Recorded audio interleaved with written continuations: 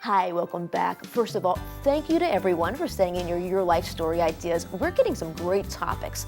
This week, an uplifting story from the Cram family. Imagine all the wonderful things that go through the minds of new parents. Will my child be a Boy Scout, Girl Scout? Where will they go to college? Well, as you'll see on this week's Your Life story, it's a story of love and raising a child with a disability and never allowing disability to hold you back. When you originally get a diagnosis of a child having a disability, you realize that your child's life is going to be something totally different that you weren't prepared for. 13-year-old Hadley is the second of Kenny and Shelley Cram's two daughters.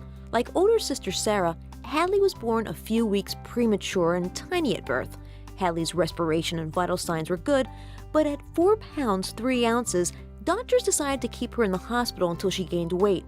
Expectations for their new daughter changed suddenly on Hadley's 10th day of life when the Crams got a late-night phone call from the neonatal team. They said they didn't know what was the matter with her.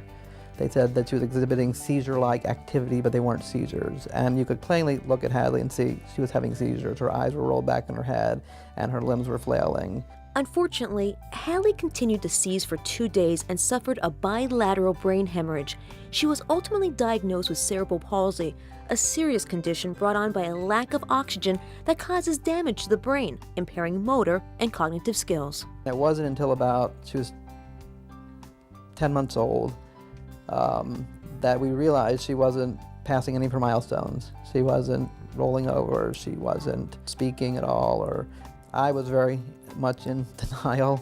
It was very difficult to put her into a wheelchair for the first time, because when you do that, when you put your child into a wheelchair, you're admitting to yourself that most likely my child's not going to ever walk. In spite of Hadley's medical problems, the Crams wanted life to be as normal as possible for their daughters. Like other moms, Shelley took her girls to the neighborhood playground, but found that navigating the terrain with a wheelchair was nearly impossible.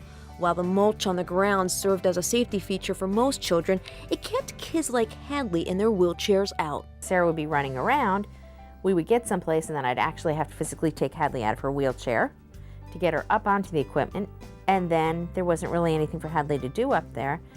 So I went home and I decided that there needed to be a place for all kids to play together. We built the organization. The organization's called Hadley's Park, and Hadley's Park is an organization whose mission is to build fully inclusive playgrounds for children with and without disabilities to play together, so that it kind of would tear down the barriers of stigmas against kids with disabilities. Shelley had no experience running an organization or fundraising, but her personal experience gave her the inspiration to lobby hard and successfully persuade government officials, corporations, and individuals to rally behind her inclusive parks. I wholeheartedly jumped in with both feet and never thought twice that this wasn't going to happen.